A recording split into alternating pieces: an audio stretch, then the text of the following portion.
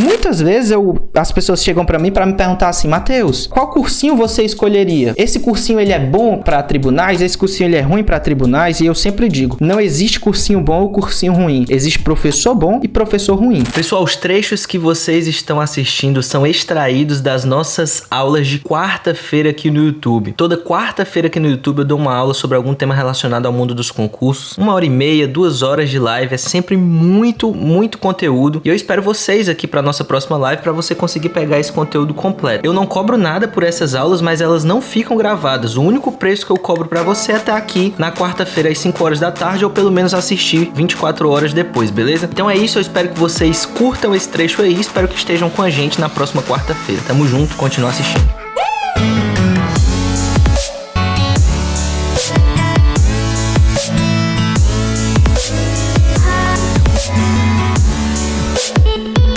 Eu não escolhia nenhuma matéria por cursinho. É o estratégia. Então eu vou de olho fechado porque é o estratégia. O estratégia é bom. O estratégia é bom? É bom. Mas ele é bom em alguns conteúdos e ele é ruim em outros conteúdos. O Gran Cursos, ele é bom? Ele é bom. Mas ele é bom em alguns conteúdos e ele é ruim em outros conteúdos. Então assim, eu nunca escolhia um professor pelo cursinho. Eu sempre escolhia o professor porque eu gostava da didática daquele professor. Então adaptabilidade ao material é o primeiro fator. E obviamente a qualidade do material precisa também ser levada em consideração. Se eu me adapto melhor aos vídeos, e eu sabia disso, que eu me adaptava melhor aos vídeos, se tivessem 2 professores muito bons, um deles em vídeo e um deles em PDF, eu escolheria o professor em vídeo. Por quê? Porque eu me adaptava melhor aos vídeos. Mas claro, se só tivesse professor bom em PDF, eu ia pro PDF. Por exemplo, qual é a matéria que eu utilizei PDF? AF. Por quê? Porque na minha concepção, o melhor professor de AF estava em PDF. Ah, mas eu preferia videoaula. Infelizmente, mas eu achava que em videoaula não tinha nenhum professor no mesmo nível. E por isso eu escolhia os PDF nessa matéria específica. Em dezenas de outras matérias eu utilizei videoaula. Então, a primeira coisa é adaptabilidade. Se você empata no fator qualidade, você decide pelo que você tem mais afinidade. Mas se o fator qualidade prepondera, cara, ele é o principal. Então, por exemplo, em direito tributário, Ricardo Alexandre, não tem outro. Ele é o melhor. Na minha concepção, pelo menos, o Ricardo Alexandre é o melhor. Então, velho, onde ele tiver, se ele estiver dando videoaula, se ele estiver dando PDF, e olha que ele já fez os 3. Ele já deu aula em PDF,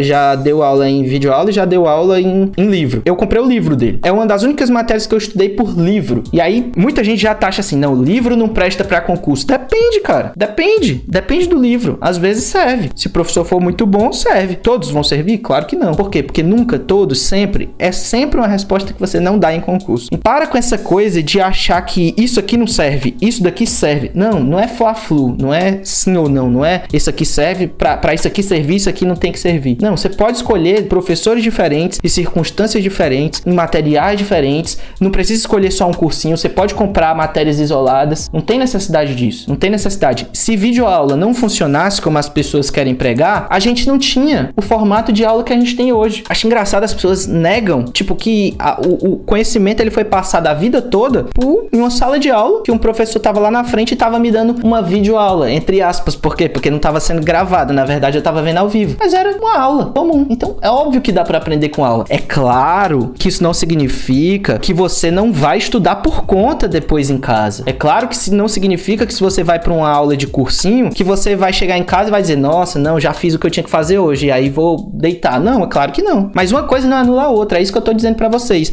Não é fla-flu. Nossa, só serve se for videoaula, só serve se for PDF. Não. Pra materiais diferentes, a gente tem escolhas diferentes e eu vou mostrar isso pra vocês aqui. E aí, a gente chega nesse ponto aqui. Vale pra todas as matérias esse fator que eu tô comentando com vocês aqui? Por que as pessoas têm um certo preconceito com PDFs? Ou um certo preconceito com videoaulas, desculpa. E gostam mais dos PDFs? Porque foi passado na cabeça das pessoas que os PDFs, eles eram mais rápidos. E que as videoaulas, elas eram mais demoradas. Que as pessoas, elas tendiam a falar mais devagar. E que o PDF, ele era mais encadeado. E que a pessoa pensava em tudo aquilo que ela estava escrevendo. E que, de alguma maneira, aquilo ali ficava mais rápido para você adquirir aquele conteúdo. E pode até ser, faz sentido que seja. Acontece que, por ser texto, aquilo ali fica menos palpável. Por quê? Cara, a gente não só se expressa com a nossa fala, a gente se expressa com a nossa fala, e quando você vê, quando eu tô fazendo assim, eu estou fazendo o movimento. Você vê que quando eu estou chegando aqui falando mais baixinho com vocês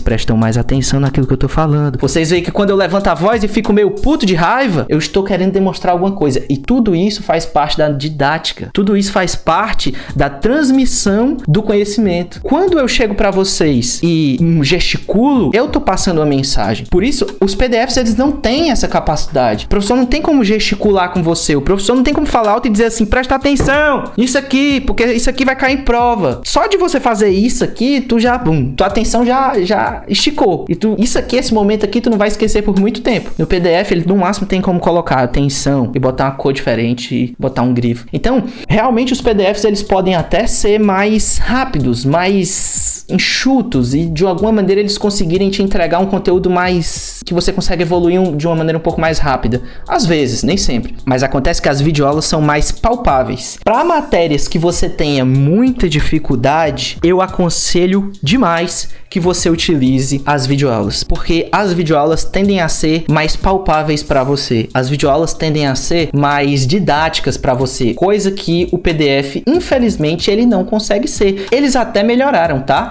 De uns tempos para cá, os PDFs, eles estão conseguindo ser bem mais didáticos do que eles eram antes. Quando eu comecei a estudar, era uma desgraça. Eles estão conseguindo ser, mas hoje em dia eles ainda não são tão didáticos assim quanto uma pessoa falando com você aqui, como eu tô falando agora. Para matérias que você tem muita dificuldade, geralmente matérias como RLM, como português, são matérias que vão, às vezes informática também, são matérias que vão necessitar de você ter alguém ali falando com você, de você ter uma pessoa ali te explicando, de você ter uma pessoa ali fazendo aquela conta junto com você. E isso requer um professor que não seja simplesmente alguém que escreveu aquele PDF para você. Algumas vezes é válido você para os vídeos mesmo assim, mesmo que você perca um pouco mais de tempo. Eu fiz isso em outras matérias, não só em português e RLM. Português e RLM foram as principais, eu fiz isso em outras matérias também, porque eu me adaptava mais, mas isso não quer dizer que você necessariamente precise fazer também, só quer dizer que isso costuma ser mais utilizado, beleza? Dessa forma, eu acho que a gente chega num ponto aqui da nossa live, que é um dos pontos mais importantes aqui até agora, que é você entender de uma vez por todas que para matérias diferentes, a gente vai utilizar formas diferentes de estudo. Eu sei que muitos de vocês, ou alguns de vocês pelo menos, chegaram a comprar materiais completos, aqueles cursos fechados, completos, e que necessariamente tem que estudar o mesmo cursinho, todas as disciplinas e tudo mais e tal. Eu não recomendo fazer isso, eu recomendo comprar matérias isoladas, mas eu sei que nem todos vocês têm essa condição. Se não tem, volta ao começo da live e entende que você tem que fazer da maneira como você pode, é a vida. Mas se você tem condição, entenda que é melhor você escolher materiais diferentes para matérias diferentes e que em nem todos os materiais a gente vai ter a mesma forma de estudo daquela disciplina. Então, dado que a gente vai precisar em determinada matéria utilizar PDF, em outra determinada matéria utilizar livro, em outra determinada matéria utilizar videoaulas, ou a gente pelo menos pode, a gente precisa aprender a estudar em PDF, vídeo e videoaula da melhor maneira possível. E aqui a gente começa a nossa trajetória sobre como eu vou estudar um PDF da maneira mais efetiva que eu puder estudar na minha vida. Eu não aprendi isso aqui no meu colégio, não aprendi isso aqui na minha faculdade, infelizmente ninguém me ensinou isso daqui até que eu fui atrás dessas informações, porque na verdade os professores eles só estão preocupados em dizer assim, cara, isso aqui é o conteúdo que eu tenho pra te dar, tá aqui, se vira e agora vai-se embora porque eu tenho outra aula pra dar. E o outro professor também, o outro professor também. E nos cursinhos a mesma coisa, os cursinhos é tipo assim, tirando a parte deles que é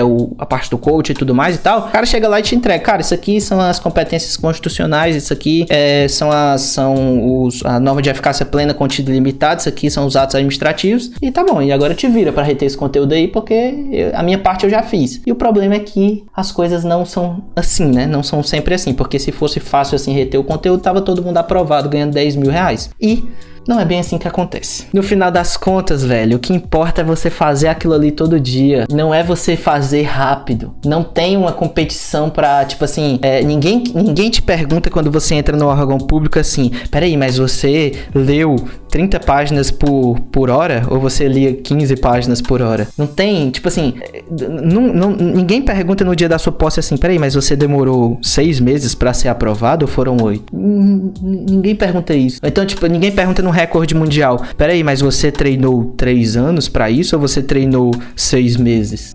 O tempo que a pessoa levou pra aquilo ali importa muito pouco, o importante é o resultado da parada. E muitas vezes as pessoas estão preocupadas em fazer rápido as coisas, elas não estão preocupadas em fazer a parada real. Tá todo mundo preocupado em fazer rápido demais. Não existe, esquece isso, tira da sua cabeça isso. Tipo assim, como se a pessoa, pra passar em concurso, ela tivesse que ler 30 páginas por hora. Aí se ela não lê 30 páginas por hora, então então não vai passar. Porque na cabeça das pessoas, passar em concurso é quanto de informação eu consigo ler em 1 hora. Tipo, não é isso que é a medida de passar em...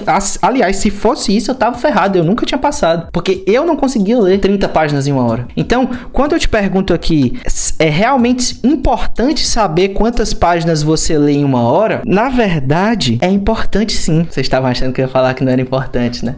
Mas é importante sim. Mas não pelo motivo que você acha que é importante. Na verdade, é por outro motivo que é importante. A verdade é que não é a coisa mais relevante do mundo, como eu falei pra vocês, ler da maneira mais rápida, fazer curso de leitura dinâmica. Até porque leitura dinâmica, quando você lê de maneira mais rápida, você perde retenção de conteúdo. E não tem nenhum estudo que me prove hoje em dia que você consegue ler de maneira tão rápida quanto a leitura dinâmica propõe, sem perder retenção de conteúdo. Não existe. Me mostra aí que eu dou o braço a torcer. Mas até hoje, pelo menos eu nunca li nenhum estudo que mostre que você não perde retenção de conteúdo com a leitura dinâmica naquele nível. Salvo aí se você encontrar o gênio do século que consegue ler. Mas eu tô falando aqui pra nós, comuns, normais e não os ciborgues, beleza? Era isso pelo vídeo de hoje. Espero que vocês tenham entendido essa mensagem. Espero que tenha ficado claro pra vocês. Tem vídeo nesse canal segunda e terça. Quarta a gente tem live. Quinta tem vídeo também. Então a gente tá tendo vídeo aí direto nesse canal. Espero que vocês tenham gostado. Não se esqueçam mais uma vez, se inscreve aqui nesse canal, clica no botão de gostei e vai me seguir lá no mod do TFCC. Primeiro link aqui da descrição, beleza? Tamo junto, até a próxima. Valeu, falou e tchau. Até mais.